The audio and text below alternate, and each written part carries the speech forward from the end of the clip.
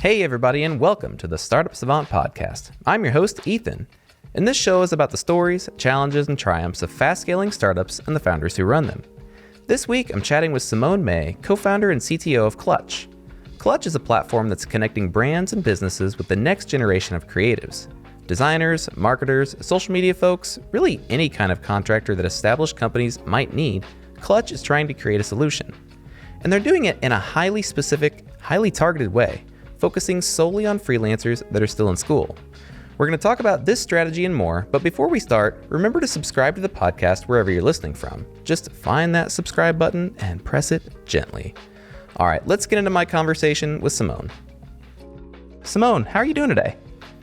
I'm doing well. How about you? I am living that dream. We've got a rainy, dreary day here in Ann Arbor, and we're making it through, doing the best we can. It's you know what? At least it's not snow, right? Exactly. Definitely not snow over here in Houston. So yeah, for sure. All right, let's start at the very beginning. Can you tell us what is Clutch? So Clutch is a digital marketplace that is elevating emerging brands' digital marketing by connecting them with next-gen creators. We are creating a solution to help all individuals pursue the work they love on their own terms, as well as creating a solution for businesses to find creative talent they're looking for to grow their business to the next level. What would you say is the problem that Clutch is solving? I think the problem is threefold. We're in a new era where marketing has shifted completely. I think, when I was growing up, marketing was very much so commercial, billboard, magazine centric. It was all everything you could see around you. But now it's shifted to being in like the small device that we all know you carry around with your phone. And I think through a lot of the other channels, just by social media alone, we started to see a shift in what people are actually interested in seeing. A lot more of this next generation cares about authenticity behind brands, not just like being sold to. Like they don't want to just be sold a water bottle on a commercial. They want somebody to use it. They want to see somebody talk about it. They want to see what the experience is like to use that water bottle as an example. And so I think where we come in Clutch, as we like to say, is we give or provide these small emerging brands access to these next generation creators who have not only the innate ability to create short form video content and easily, but also they are not as expensive as like a marketing agency that might not be as diverse or might not, have access to that same generation of talent. And so I think that because we've kind of helped those emerging brands meet in the middle with that solution, we also make sure that we are creator centric in the sense that our creators are also supported. We help them figure out what their pricing should be. We support them outside of just giving them a job, or getting them a job or connected to these brands. We make sure they're paid weekly. We don't take any fees from them. We only take, have a take rate on the business side. And that is very intentional because most of our, or a lot of our creators are also people of color. And so we also kind of have a charge as Black women founders to make sure that we're keeping diversity and inclusivity in mind as well, which also ties into being able to authentically talk or speak to a brand via social media. It's all related.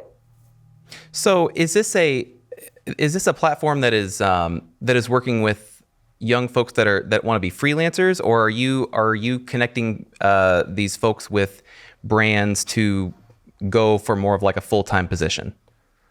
So it's definitely more on the freelancer side, but we do, the ideal state is that they end up becoming full-time. Like the way we see it is we want you to be able to potentially graduate from Clutch or continue to use this as another form of income. But the idea is that we're supporting like the next generation of freelance. Because I also, getting on my like startup tip, I also think that freelance is going to become the primary wave. I don't see careers and like the traditional 9 to 5 being something that captures, again, this like next generation of people. I think people want to be able to live the lifestyle they would like to on their own terms. And a lot of that involves being able to work for yourself. And because there's so many different options at their disposal these days, I do foresee that as being something that becomes a primary source of income. So this creator economy, this gig economy. It sounds like your thought is that is going to kind of take over and become the primary, as opposed to a traditional careers. So there are certain. Just playing devil's advocate here, there are certain protections that come in from having, a W-2 job, being an employee of a company, protections and benefits and all sorts of those sorts of things. Is there a way that either Clutch or the greater economy overall can change things, or can make new ideas to provide more of these benefits and protections to these, especially these younger folks that may not know to ask for specific things? Absolutely. Yeah. That's the other part of our vision at Clutch, actually. Like, we want to be able to provide a central marketplace where you not only go to get connected to jobs, but you go to learn more about 401k, or being able to save for retirement, or getting approved for an apartment or a car or a house. Being able to put those like measures into the platform and bring those into the fold, so we can be a more supportive freelance marketplace, is kind of, I think, the way that we would like to go. So we are supporting the idea of being a freelancer and being able to find the right healthcare plan, those types of things. I do agree, there are a lot of benefits that come with working for a company. You get the 401k match, you get the healthcare benefits, you get all those different things. And that might also be somebody's primary form of income, but that doesn't mean that they will also have these secondary sources as well.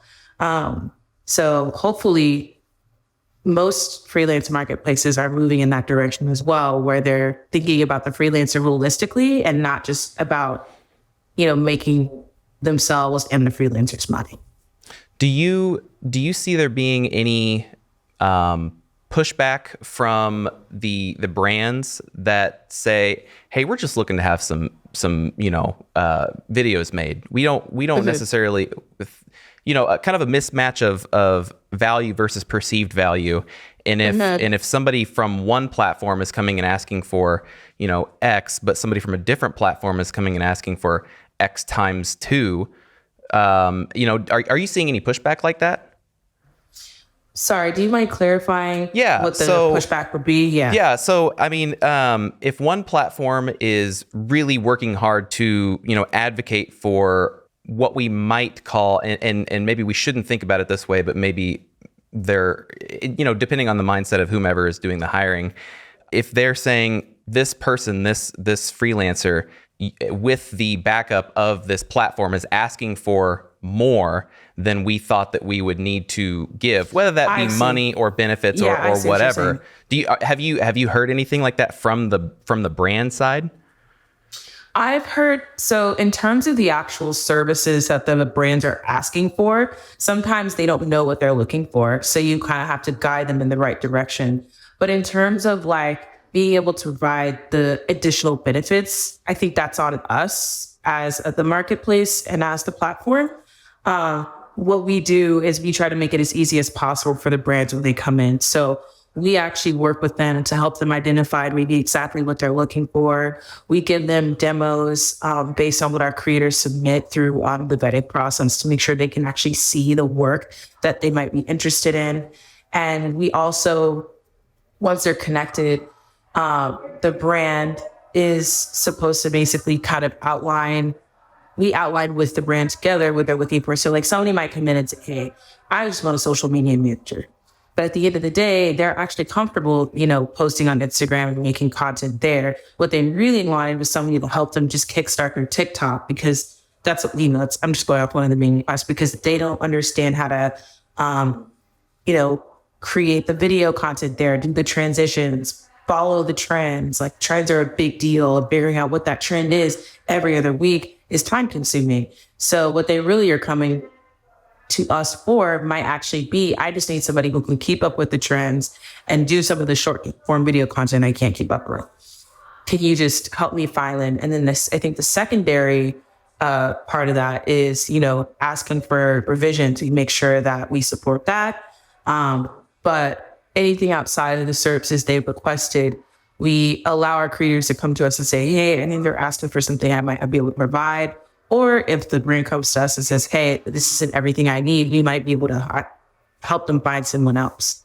So I think when it comes to the actual services, we try to mitigate that at the beginning as much as possible. But, we make it easy on them because all they're doing is after signing up with a creator, they're just paying them every week to get the content. And that's it. There's not too much else they have to do. Sure, that makes sense. So it sounds like if I'm sitting here making some assumptions, it sounds like it's a lot more of a hands-on process than kind of your standard like the Fiverr, big name, Fiverr, Upwork, those sorts of things. It is. Gotcha. Okay. What are some of the other big differences or things that set you apart from those big name platforms? Yeah, I think it's what we just kind of touched on, which is that more hands-on approach, but we digitally enable that hands-on approach. So it sounds like it might be a lot of like people that are required to do this additional work, but we actually have an admin tool that sits in between our creators and our clients that essentially supports the internal team when it comes to coming up with those client briefs where they're, we're working with them to decide on what they need. We also do a lot of our vetting through our admin tool. So, the creators have to go through a 4-stage review process. That sounds intensive if you don't have a tool that supports that. So we have that kind of centerpiece. And I think the reason for that is because the human touch in this kind of space is still very important. Like I said, a lot of people are coming and looking for something that they don't understand. And so they need to be able to talk to someone to really be able to identify what the issue is. And it also goes back to that authenticity piece. Being able to find somebody who could authentically speak to your brand is very important, which is why we also, have an element of like guiding our creators as well. We have, there is a African food delivery service, very niche kind of, it was like a meal delivery platform, but it was specifically just for African food. Well, ideally you would have an African creator coming in to actually like talk to and speak to what you can order, or they might cook on their TikTok with that food. So I think that's just a perfect example of kind of like a match made in heaven. And I think in order to be able to identify not only what you're looking for, but find that authentic voice, you do still need that human touch. Yeah, I agree. I think that I've used the brand or the client side of these platforms quite a bit, and there have definitely been some times where I could have used some hand-holding just because I wasn't, just like what you said, I thought that I needed X, but I actually needed Y or something like that. And then also there's so many people to choose from on those platforms too. It's like thousands of people. When it's like, when you filter down to it, you find like 3 or 4 people and they might be charging way more because, they might be a professional on that platform, or highly qualified, but guy counts reviews. So then all the other people on the bottom get kind of forgotten about a little bit until they can land that first deal. Right. Yeah, exactly. And that is such a big thing. The vetting process, you basically, those bigger platforms give you a blank sheet of paper and say, okay, go. And it sounds like you're providing a lot more and a better experience than that. And I think that, that absolutely has value for sure. Thank you. So Clutch was released in beta and is currently in beta. Is that correct? That's correct. Can you tell me what exactly that means? What is, I know beta is different for every different service and every different company, but what does beta mean for Clutch? So beta for us means that we're limiting the number of clients that we work with on a reoccurring basis. So that way we can really study what about the experience that they like and what about the experience could be improved. And part of the reason for that is because since we are a startup and we are still trying to make sure that we're hitting our product market fit, it's important for us to, get out there, put ourselves out there and get something going, but also to like make sure that our business model is correct or, the platform itself is being adopted comfortably. And so for us, I think it was just keeping, a small pool of interested clients and understanding what their needs are before we jump into the ocean and just start opening ourselves up to too many people at once. Sure. Or too fast is what they say. That makes sense. So you're only open to students right now. What led you to make that decision? I think there were a lot of different factors that played a role in that. One is I come from a family of educators, actually. And so and also higher education. So I've always had an interest in working in the college environment naturally, because that's where I grew up. And I think college students specifically, because you do still have to be below the age of 18 to work with us. College students naturally, I think, are more, they have a lot of energy. They're more open to new things. They've already, and they're part of this next generation that I keep talking about.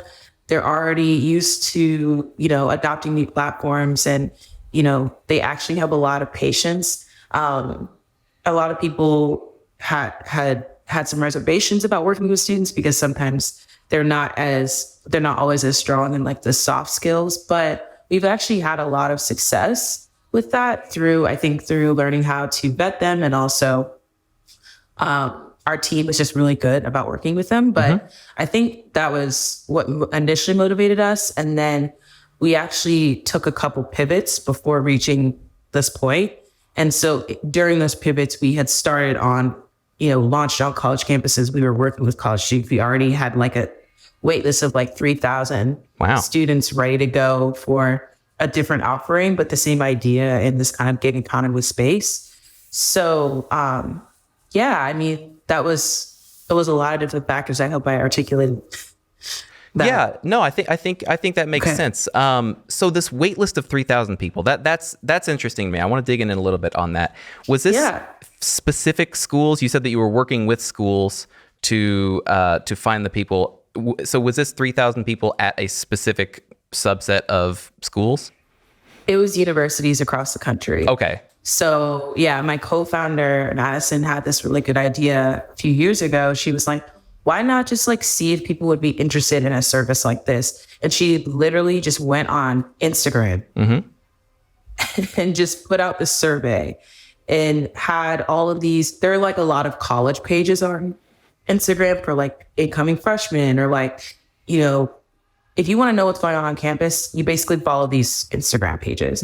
So she would DM them from our Clutch page, have them like post a survey. She would pay them whatever. And essentially they would get students to fill this survey out to see if they'd be interested.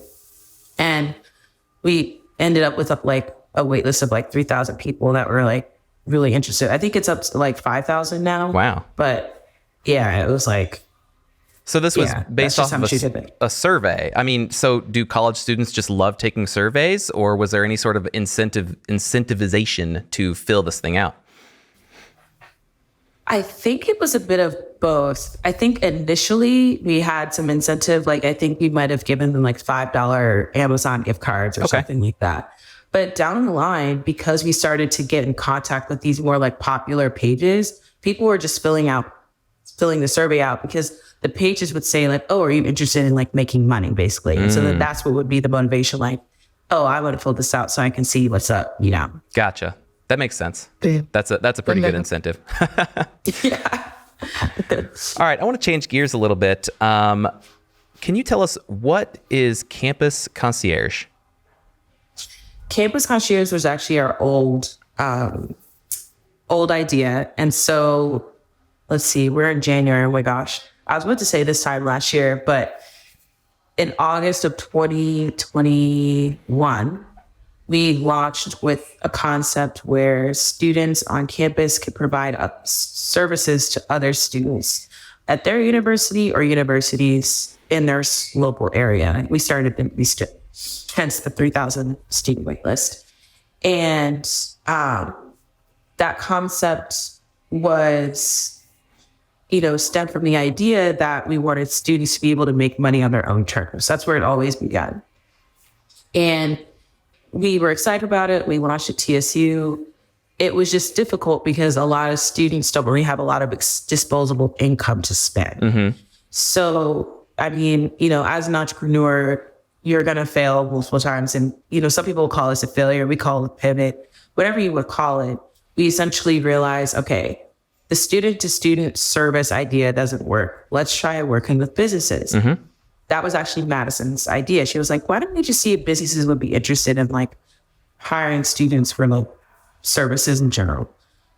That worked. A lot of businesses came to us, and the most consistent request we kept getting was, I just need help with my social media. My social media, I don't know how to use this, or it's too time consuming, or I don't know how to keep up. And so we just kept getting that request, and we were like, why don't we just pivot to the concept now that is Clutch, which is connecting creators to their small, medium-sized businesses looking for social media marketing support. And yeah, I mean, it's stuck. And now we're here and we've made over $150,000 of gross revenue. Sweet. Whereas in 2021, we made $3. So that's really exciting. Yeah.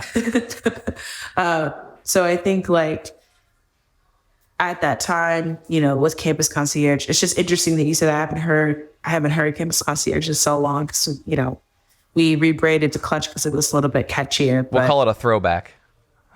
Yeah, literally. It's like a throwback. It's weird to even talk about. So, I mean, okay. So you realized at some point that college students were not the best target market. When do you feel like you internalized that and you said, okay, this truly isn't going to work? What was the mindset, and when did you make the switch to what is now Clutch? I think that's actually a really important question, because a lot of people will get stuck in what they think the good idea is instead of looking at the opportunity. And so I think at the time, it was actually Madison who was like, oh, let's just try this.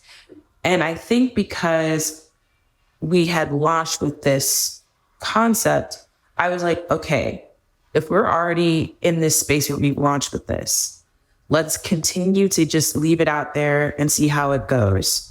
And let's experiment and test this new hypothesis. Mm-hmm.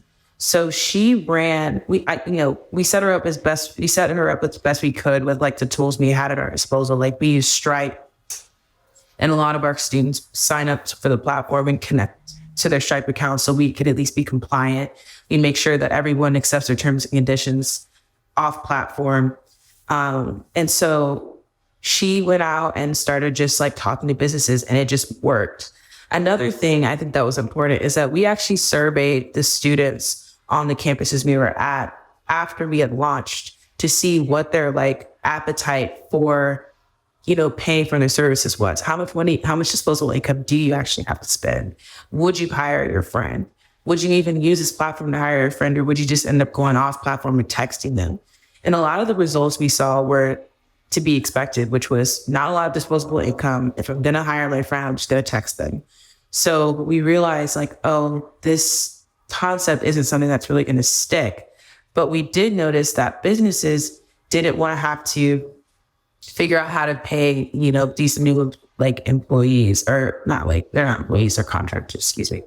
Didn't want to have to figure out how to pay contractors. Didn't even know where to start when it came to finding them. Didn't necessarily have the time to keep up with what they were already doing. So a lot of what we were doing was taking that burden off of business, and at the same time finding what are now our creators more work. So I think the mindset was just what can we do to support students? Like, what can we do to get them in a space where they can make money and also graduate? Because we went to school with, Madison and I both went to Purdue. We went to school with a lot of students who had to work and go to school. So either their grades were affected or their finances were affected. They could never really find a way to balance both. And so our biggest thing was, how can we help and make sure students are able to find that balance? That makes sense. That makes sense to me. So it really sounds to me like you are a master of the survey. And I think that is lots of surveys. That's really a skill that new founders and existing founders, and really just anybody who's in business and is talking to people, that's what businesses is offering services or products to people, needs to have. So this may be a very esoteric question, but do you have any tips on how to make an awesome survey? Actually, I will do my best, but another silver bullet is that Madison actually worked for the Sheryl Sandberg Foundation. And a lot of what they did was teach the concept of creating an unbiased survey. So the idea is that you don't ask leading questions, but you ask, you try to keep the questions as open-ended as possible and as data-driven as possible. So I think an example of one of the questions we asked was, what is your disposable income budget? And instead of asking, how much money do you spend a week? Right. It was more like, how much disposable income do you have? So it's specific enough for them to be able to answer it. And then we gave them options to answer rather than just letting them do free text. So I think that's an example of a question where it's like, okay, you just need to know what the average amount that people have to spend is. And so also going into your surveys with a goal in mind is very important. And also thinking about what audience you want to send the survey to is important. So once you get these 5,000 responses back, that's a lot to sit and chew on for an afternoon. What's the way that you all synthesized this information and turned it into actionable steps to take? Yeah, I think so. With that survey, we basically found out through, you get all your answers on Excel or Google Sheets or whatever is free, right? And we basically, visualize the data. Like, I think one of the questions was, would you be interested in using our service? That was the main question you're trying to answer. It was mostly yes. We had like 70% yes, 30% no, something like that. So based on that, we were like, oh, okay, people would definitely sign up to use our platform. I think through that visualization is how we were able to kind of make a decision. Yeah, I didn't know if you had found any sort of like trends or patterns where if this subset of users who answered this way on this question also tended to answer this way on another question, and you were kind of able to connect those dots and see that, okay, these users who answer this way end up being more target users for what we want to. I didn't know if there was anything like that you had found. I honestly can't remember. It was a while ago that we did the survey. We're in the process of putting out some more surveys though that have that more like specific, kind of direction that we'd like to know on, where it's like, oh, this subset of users answers this way and this one answers that way. But I don't necessarily remember if we saw that trend in that specific time frame. It was a lot more simplistic than it is now. Yeah, that's totally fine. There's so much in the life of a founder. I can't imagine that you remember, what you had for breakfast this morning. She had not had breakfast this morning. Uh-oh. All right. So there was something that when you filled out the company profile, there was something that was mentioned, and I'll just quote it. The quote is, "We did research on who else was doing something similar and started thinking about what kind of product would make the most sense." And then it says, "Big mistake, but that's a story for a different day." And I'm very interested in what was the big mistake. I think big mistake was starting with building before you actually understand who your customer is. And a lot of people make that mistake. I think there's like a book about it, but I can't remember the name of the book, but we started with like, oh, we have this great idea. Let's just build a platform around it. And during that pivot of last year, January 2022, I was like, let's stop building. Let's just wait on and see if the concept actually works outside of any sort of digital interface. And so I think that's a mistake a lot of people make. They're really excited about this concept. They build this whole entire app and then nobody uses it because you don't really understand what the actual use case could be. And the other thing is, as a developer, naturally, as a tech person, people always end up using your product in a completely different way than you ever would expect. Oh, yeah. If it's as small as like user error or as big as like, I'm just using this to like keep track of how many creators are interested in working with me. Like, you just never know how people are actually going to end up using a platform. So it's really important to keep it simple and keep it small and like, don't try to perfect it. Just try to like figure out those 3 main use cases that you verified are going to work because people have either started using your service or there's a lot of people that have said that they're interested in using it. And then from there, you could build on top of whatever foundation you've created. But we try to build out like a whole platform that nobody ended up wanting to use. And so now we're at a place where people are like dying to use it because they're like, I want to be able to like see my matches and like, I want to be able to like pay creators and like, not whatever, but like, anyway. Well, it sounds like you made it work. You worked through the problems, you worked through the mistakes, and now you're making some headway. That's awesome. Thank you. All right, I want to jump into something that this is all over your all's website, and if anybody has interacted with Clutch in any way, they can obviously tell that this is an important thing to you, and that's culture and values. And so building and maintaining values and culture is something that that all businesses should focus on, and it's difficult. I mean, it just really is, and especially not just necessarily setting them in place, but keeping them in place as you grow and as you bring more and more people on. So what are the values that you all are specifically trying to set right now? Yeah, I think for us, it's all about balance, being able to bring your authentic self to the table, and, hard work, let your work speak for itself. That's kind of how we operate as a company. We even give everyone a mental health day once a month to make sure that because I think a lot of our team internally really cares about the work that they're doing. Mm-hmm. And so sometimes we almost have to force them to take a day off because we're like, you guys, we love that you love what we're doing, but you also have to take a break. And I think we really, we give unlimited PTO.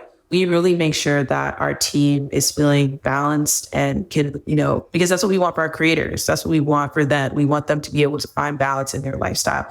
And I think that's what the working world is transitioning to, is that balance, working from home. Everybody on our team is remote. And then to bring your authentic self to the table is, can I respectfully go to my manager and give them constructive feedback? Yes.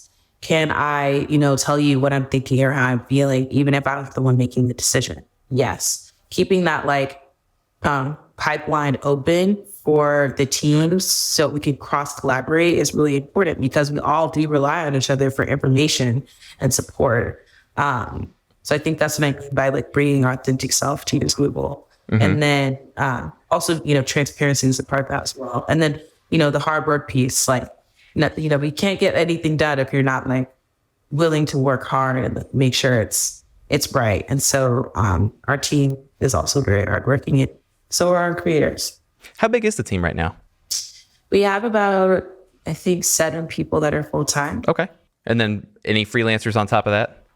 Yeah, we have a few contracted developers that are contracted out.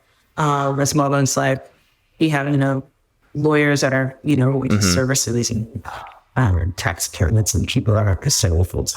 Is there a specific platform that you found those freelancers on? Was it Clutch by any chance? Yeah, actually, I should mention, we also use our own creators for social media. So we hire our own creators. There you go. We hire our own, thank you. We hire our own creators to support like our social media efforts as well. So, okay, really, really nitpicky, super specific question here. So it's a team of 7 and you've got unlimited PTO. Have you run into any issues so far with unlimited PTO? And those issues could be anything. People not using it, people using it too much, anything in between. Yeah, I think people not using it has been our biggest issue, which is like kind of like not what you would expect. But, Madison and I, or I at least try to use my PTO to like encourage other people to use it, like not just during the holidays. But yeah, we can't get our team to use it. And I think part of that is just because, they're at home, they're working from home. We do like reimburse them if they want to go work for like a WeWork for a day or something like that.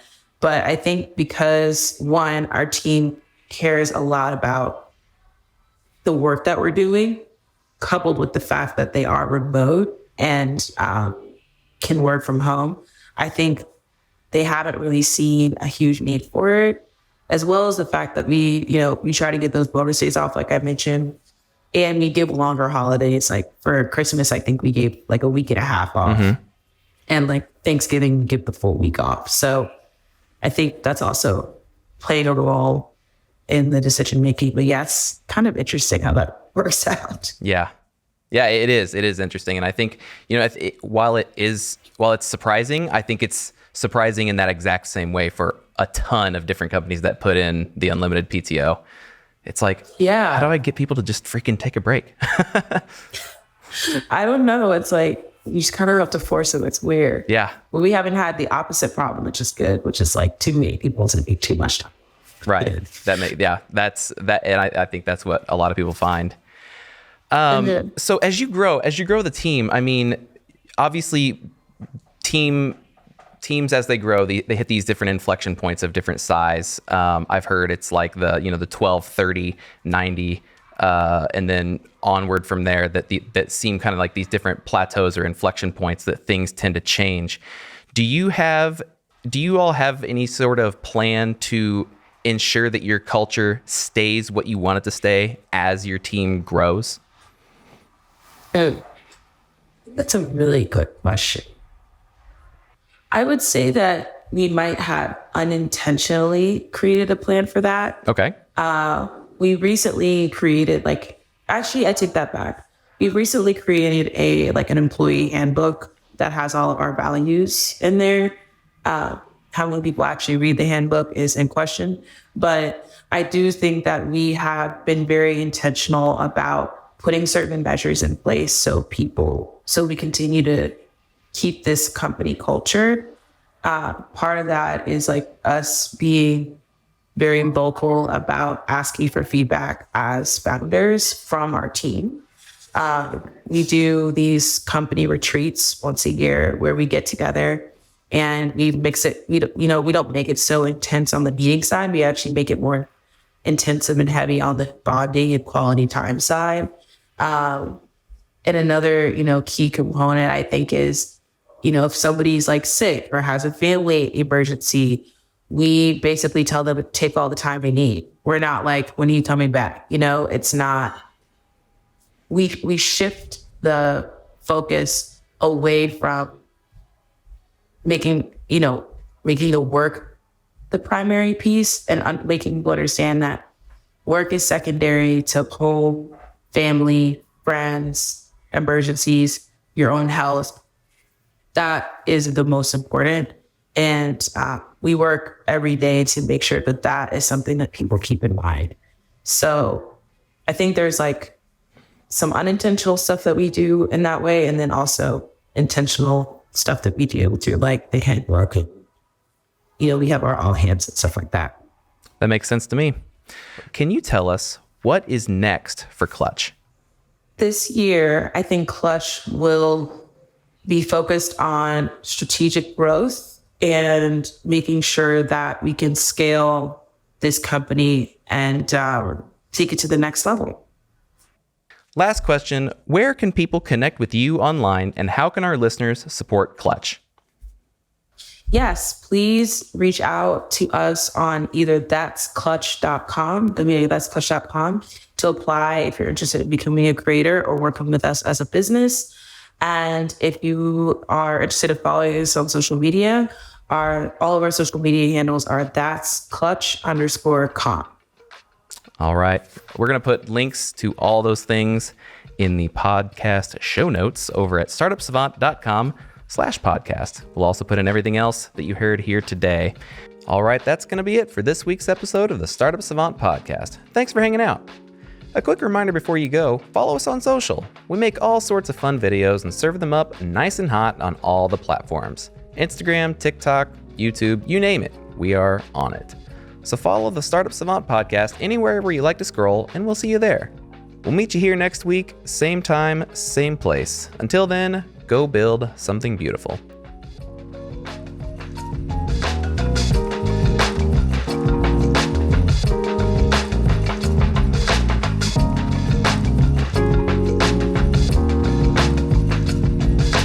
The Startup Savant podcast is produced by 𝙄𝙗𝙧𝙗𝙀.